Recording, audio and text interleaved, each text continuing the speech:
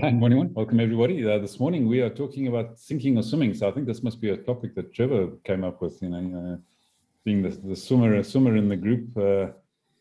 Yeah, so what happens when people are thrown in the deep end? Do they sink or swim? And is there anything we can do to help them swim rather than sink? So, Trevor, yeah, you're teaching your granddaughter how to float, swim. I'm not too sure, but... So I haven't got an idea of where this came from. We must have been going down a certain direction last week. So sinking or swimming, I tend to think perhaps related to the topic that we have far greater potential than we're actually aware of. And that most often people fear getting out of their comfort zones. And sometimes the best way to see whether people will actually hack it or cut it, especially if they come in and turn around and say, hey, listen, I've got all the theoretical background, I've got degrees, arm's length and the whole toodies, and I'm the best thing since peanut butter. Well, throw them in the deep end and see how they operate. And that perhaps is a super quality of innovative leadership. So for me, if a company has the resources, and I'm very much at top of my mind, I'm looking to work with people today who actually have resources in a big way and are prepared to invest them in allowing people to actually fail forward. Well, why not take people that actually present to you that are if you give them an opportunity, then might perform to the fullest of their potential that they've never ever realized. So if the topic came from me, sink or swim, I can only perhaps refer back to when my daughter, the mother of my 12-year-old granddaughter, who Ivan mentioned at the beginning of this topic, we were out in the Berg, the Drakensberg, and I know Ed likes the South African countryside.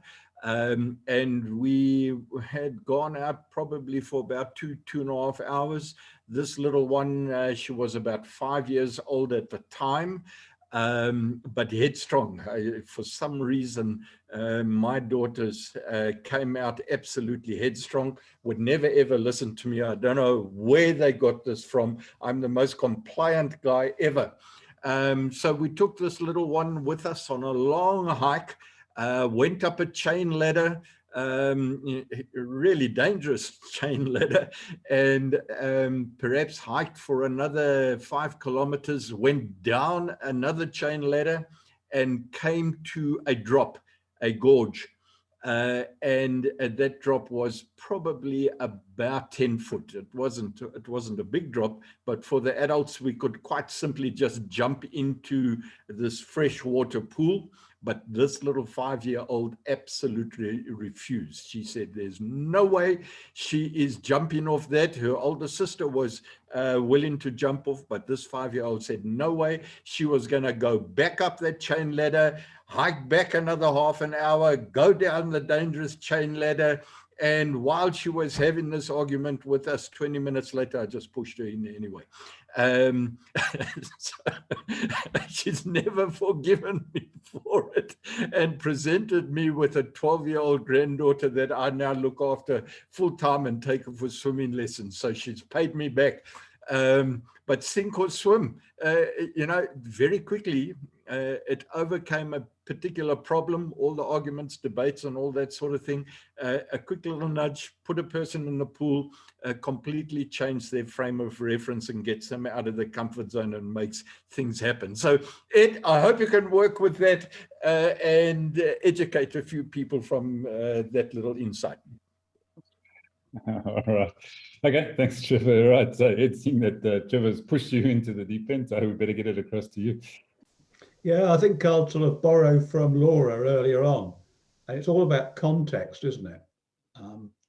And I know a lady that was pushed into a swimming pool and then for 50 years had a fear of water. And it took me a long, and I used to be a triathlon coach for a little while, and she wanted to do triathlon. and it took me a long time to get her into the water. So I think sometimes, you know, being thrown in the deep end works, sometimes it doesn't work. And I think it is about context, because, you know, I think it's fine to throw an employee into a job perhaps where they're not skilled enough and see what happens. But if you were running a nuclear power plant, you probably wouldn't do that. And I think for me, most of the time, there's no such thing as a bad employee. There's just a bad manager. And most of the time, you kind of need to lead people by the hand, kind of give them small, throw them in the deep end sort of thing in steps to see if they can take the initiative. You know, some people you turn around and say, look, can you build me a New Jerusalem? And they'll say, fine, I'll go and do it. Other people say, well, what do you mean? And you tell them, well, like a few temples and a couple of houses and a you know, whatever, and they'll go and do it. Other people, you have to say, you put this brick on top of that brick and that brick on top of that brick and so on. So I think it's really about, you've got to judge the person about whether you can push them into the pond or not. And yeah, sometimes it does take throwing the deep end. My daughter, when she was 13, and I've mentioned this before, she wasn't very confident. So I took her over to South Africa one year, left her with the crew of the Kalahari event while I went and ran the event, and she was totally on her own with strangers for 7 days because she didn't see me except when I came through a checkpoint. I said, oh, hi, Charlotte, how you getting on? Dashed off. And that could have gone by 2 ways, I suppose. Fortunately, it went the right way, and it was the making of her. And it was wonderful. About 2 years ago, we were sitting down having dinner, and she said to me, you know what, Dad? And she's, oh, how old is she now? 25 now. She said, Dad, that was the best thing you ever did for me. So I think, yeah, sometimes trying, but I knew what I was doing. I knew the people there would look after her. I knew that she would have a good time. I knew that it would take her a bit of time to adjust. But then when she was growing up and she first started eating solid food, I didn't just throw her in the kitchen and say, make your tea, because I knew she wouldn't. And then a bit later on, I didn't tell her, oh, can you make the fire and set fire to the fire, because she'd have set fire to the house. So some things you have to show people how to do, and other things you just have to give them that, well, you go and do it. And you know, sometimes people just won't do stuff until you throw them in, and they have to do stuff. But I think when you do that, you have to be prepared for the fact that it might fail, and you might do a lot of rescuing. And you might do a lot of harm as well if you throw the wrong person into the wrong thing. They will sink, and when they sink, what do? You've got to, you know, save them somehow, or accept that they'll never recover from it. So that's my ramblings, and yeah, I think daughters, very important things to throw them into the deep end sometimes. Thanks, Sid. Yeah, it's interesting. Interesting what we do to our daughters. Yeah. So, Steve, your thoughts? I don't have a daughter and haven't thrown any women into water or anything like that, physically, literally, or otherwise at the minute, hopefully, anyway. So, yeah, no, it's interesting. I think both Trevor and Ed have kind of covered it. There's not a single answer to this, is there? Clearly, because there's two extreme cases of a daughter thriving and a lady traumatized for a significant portion of her life of being in the water. I think looking at it from a management or a sort of almost a coaching perspective as well, there's an art to the sink or swim element to people, and everyone's got to try something for the first time. And with management and coaching and leadership generally, you're trying to develop people as part of obviously any other parts of your role, but knowing those points to push people that extra distance, encourage them that to do that new thing, and to take a step back, learning to ride a bike, when someone's not holding on, but that there's someone around, and when it starts to get a little bit wobbly, someone's going to catch you. It gives a bit of confidence to people, doesn't it? So, if jumping into that swimming pool, you know there's a lifeguard on the side, or you know your mum's next to you and can pick you out. Whatever those things happen to be, sometimes that's all that's needed to provide the to remove the barrier from jumping in to the deep end. But I guess it's those situations where there is no safety net, where if it fails, that's it, it's game over. That are a bit more kind of, I guess, harder to manage. You know, they're the ones that I don't think I've certainly been in any of those sort of situations. You know, losing jobs, losing contracts, losing, you know, selection for teams, those sort of things, where, you know, you've got to try something new, and what's the worst that could happen? Well, actually, you know, the next thing will come along. You know, I've not been in that sort of make or break. My life, to all intents and purposes, will be over if I don't make this thing happen. And I don't know if anyone else on this sort of session has, because that probably focuses the mind slightly differently. I know when I've been in that, the sort of, as bad as it can be, what's the worst that could happen sort of situation? Well, I might hurt myself, or you know, something's just not going to work and I'm going to have a rethink. But that isn't, you know, that's not the end of the world. You know, going into a meeting for the first time with a customer in a scenario you've never done before, it's a bit scary, but it's not, you know, no one's going to die if you balls up a meeting, that sort of thing. So yeah, that I'm not quite sure how to deal with those sort of situations, and I'd be interested to know if anyone has sort of been to that extreme. But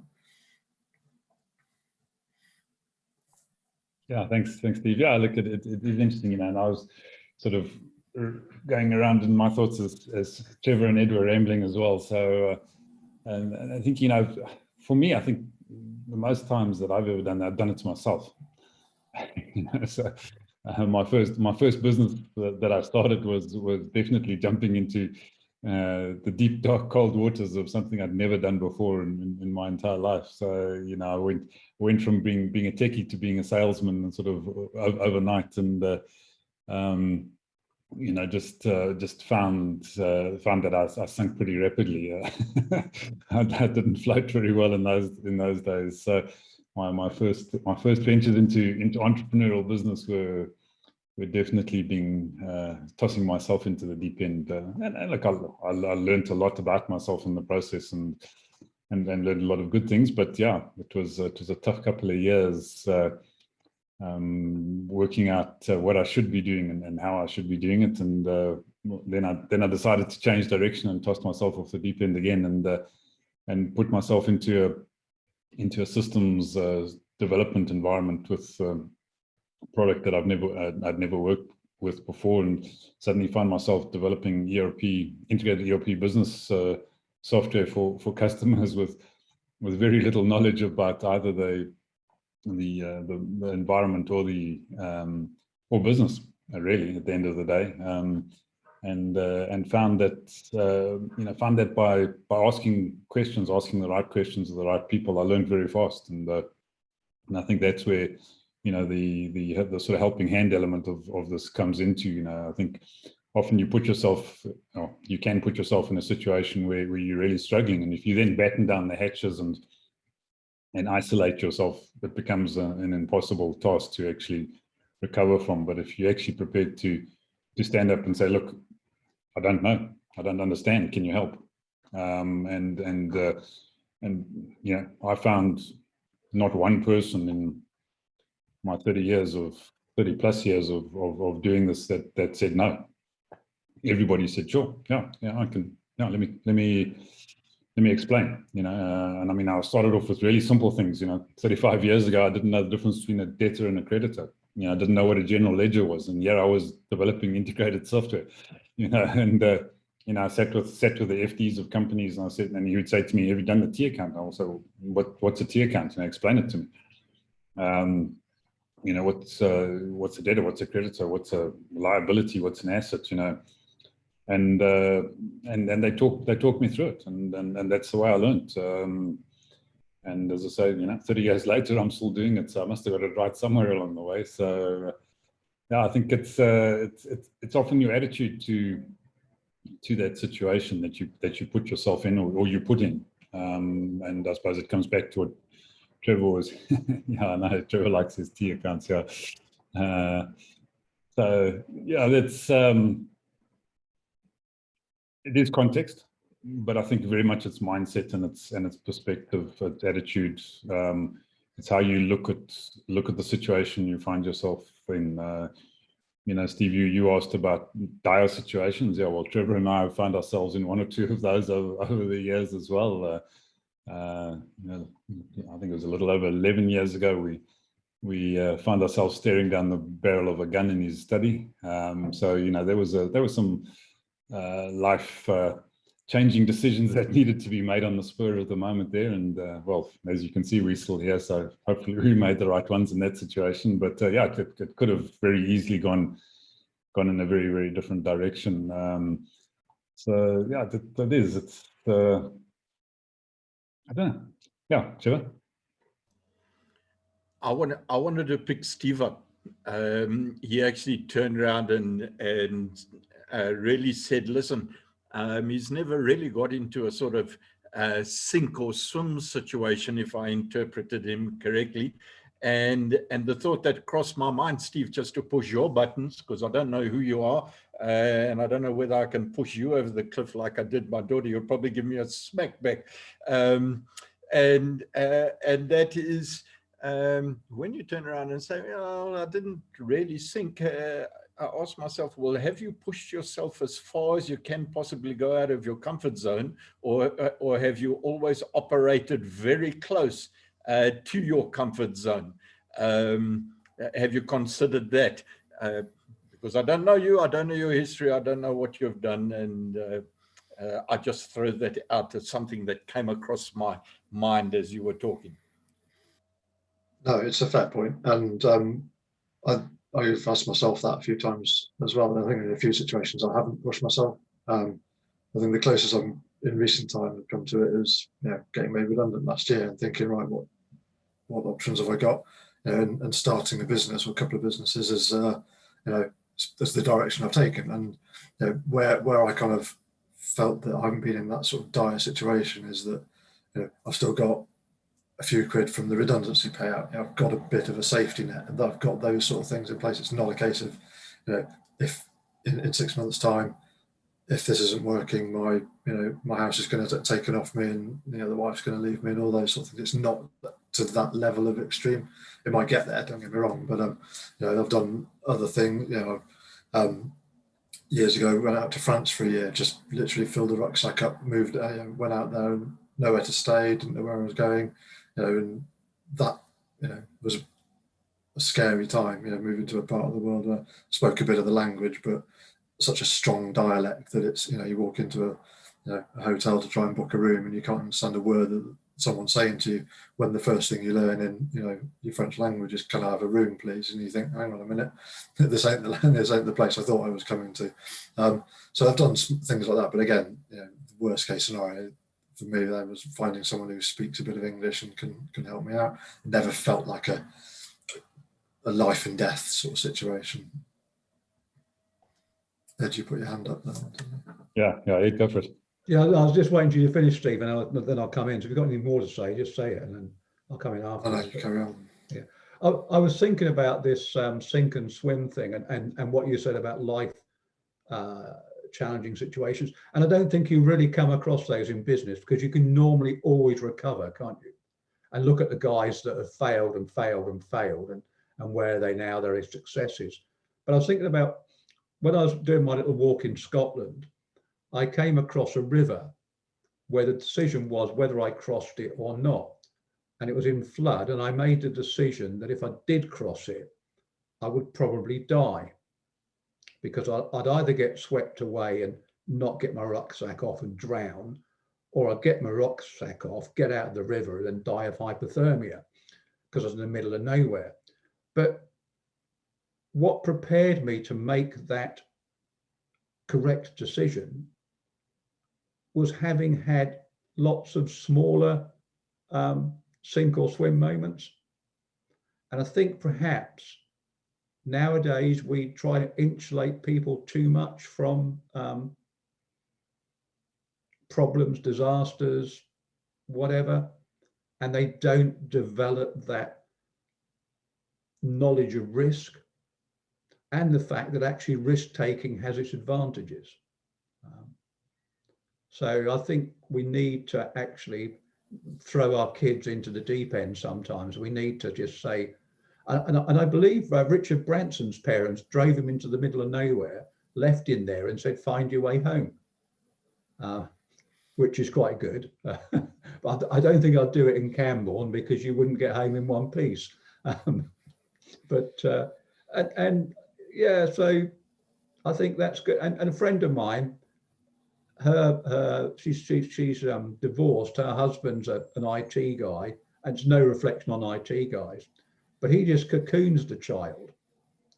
She takes him walking over Dartmoor in the winter, camping in the middle of winter, walking through streams, jumping off little cliffs, as Ivan was talking about. So I think we need to build into society and build into business life this whole thing that actually you need to fail to succeed. I think you're right. I think the risk is a key thing there. Sink or swim is often a calculated risk, isn't it? You know, it's sort of, I'm making the judgment call to take this next step.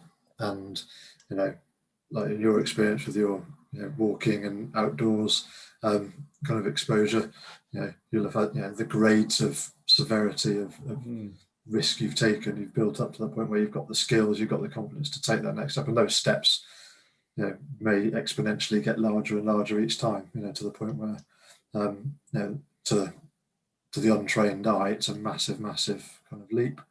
Whereas to you, it's just the next step. But yeah, that whole cocooning versus giving people that fear of failure, because they may feel that there's no safety net, but you know that there is, and you're looking after them and that sort of thing. In the same way, when Trevor pushes his daughter into a pool, what's the worst he do? He has to jump in after her and kind of fish her out. You knew that it was controlled. She didn't, but you had an eye on it. I assume anyway. Well, we all had to jump off that little cliff because there's no way that I was going to hike back all that distance. This was the shortcut route to get home. But I'm just reminded in this little discussion, and let's take it to a business level. It was Ed who pushed my buttons a couple of weeks ago on his views on Elon Musk. So I'm not going to tell you what his views are. But what he made me do was to go and do a little bit more research on this guy, Elon Musk. I mean, he came from up the road, and then he ends up being one of the richest guys in the world. And in a little video that I actually picked up, in fact, it was a Netflix movie on Elon Musk.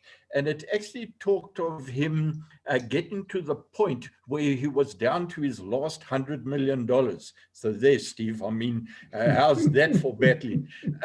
So he was down to his last $100 million, and he had to actually make a total commitment of that $100 million to funding his Tesla corporation. I think those are the numbers thereabouts. But if you haven't seen it, it's absolutely phenomenal what he did in his sink or swim moment, and how that really turned him to allow him to actually then grow the Tesla corporation, where it was going, and all his SpaceX and all that sort of thing. But I mean, sink or swim, whether it's just talking about, and what got me there, Steve, was you turned around and said, you've taken some of your, whether it is your pension or whatever, and you using that as your support mechanism.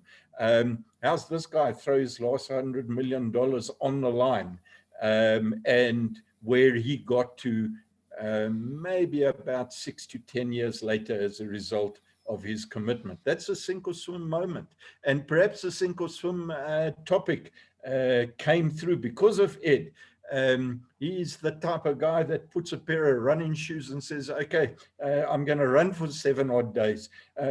Man, those are sink or swim decisions. Because the first time you ever do that, you never know that you're going to finish this thing, or you've got it in you.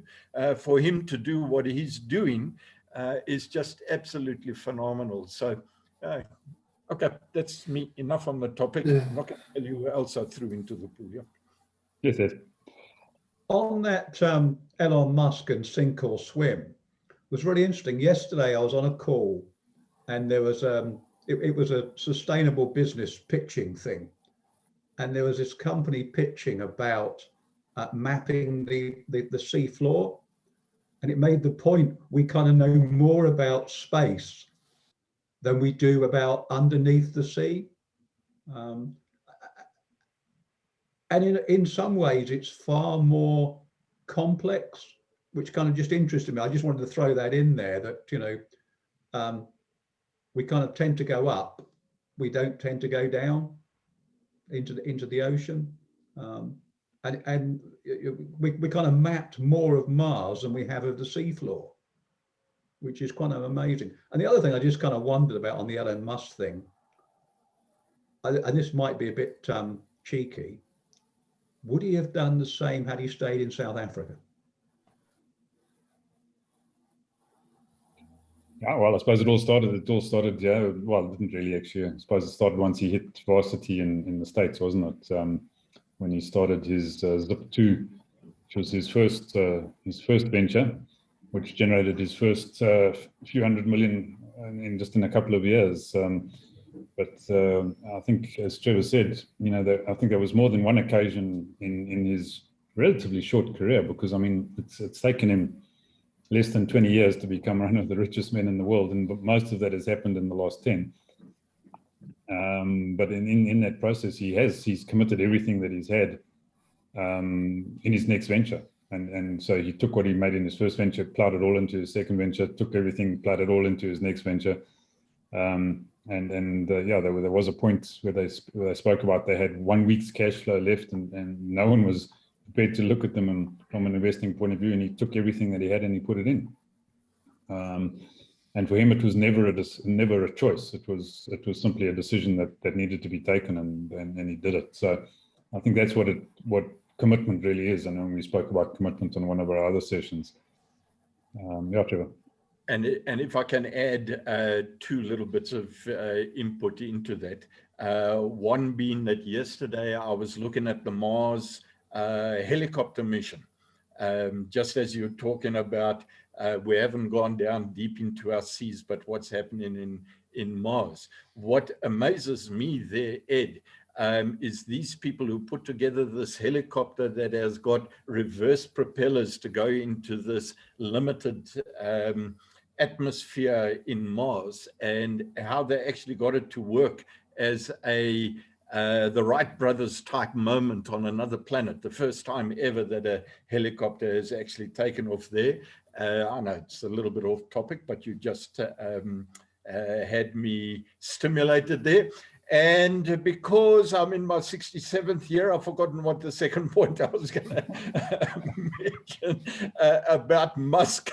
It was something interesting about, oh yes, I'll tell you what it was. I was interested to see that he was on SNL, on TV, that comedy program, Saturday Night Live. And I thought, you know, this might be quite interesting because he's quite a dour character. And I took a quick look at it yesterday. I didn't get the sense of humor, but what I did discover is that he's got Asperger's as a condition. I don't know if you're aware of that. I wasn't aware of that, and that's why he doesn't relate to people, which is quite interesting.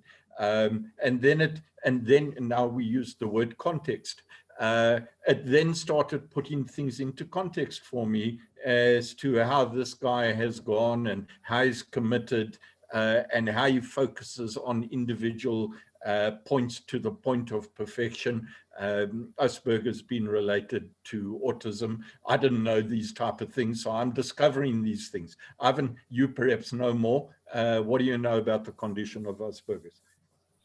Yeah, look, high functioning Asperger's is a form of autism, and yeah, you can get people who produce some amazing results. You know, often it's in a very narrow spectrum. So you'll get someone who's an absolutely incredible artist, for example, or you get Rain Man, who can count things at a snap, and things like that.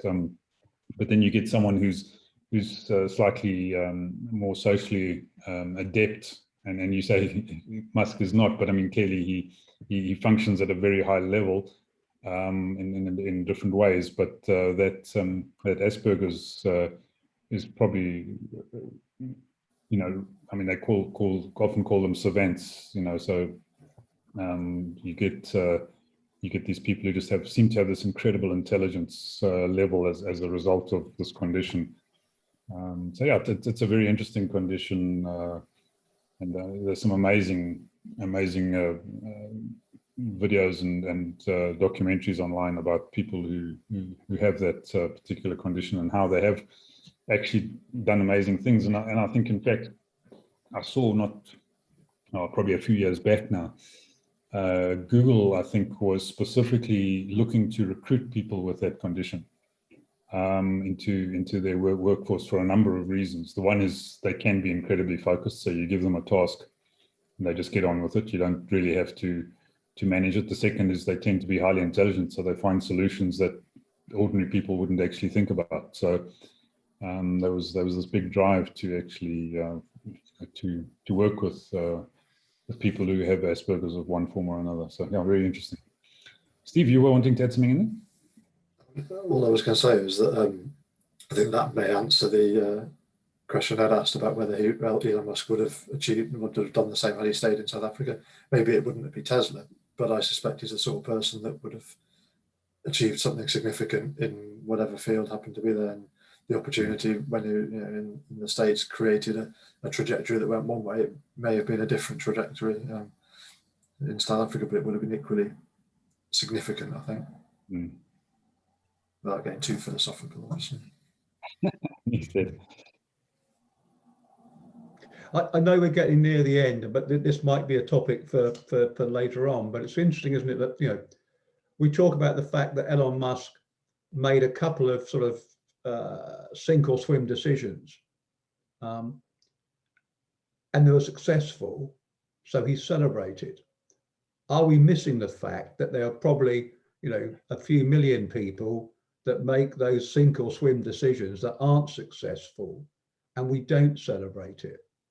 And I don't know whether you picked up, there's a guy, Captain Tom Moore, who decided to walk around his garden to raise money for charity, and he was going to raise £1,000, I think, and it kind of went a bit viral. I think he raised something like 30 million, and he got an OBE or he got an award for it. And you think, well, actually, he didn't do anything different than he set out to do. He walked around his garden, and it's a fantastic achievement because he did 100 laps. He's 100 years old, so, you know, amazing. But there are other people doing exactly the same thing that don't get the attention because it didn't have the sort of massive effect. So I wonder whether we kind of are, in a way, using as exemplars people that were just lucky. Question of luck, yeah. It's a question of luck. It is an interesting one. Well, I mean, we can certainly pick up on that thread. I think it could turn into a very interesting conversation for next week. So, is it luck or isn't it luck? That's it. I wonder.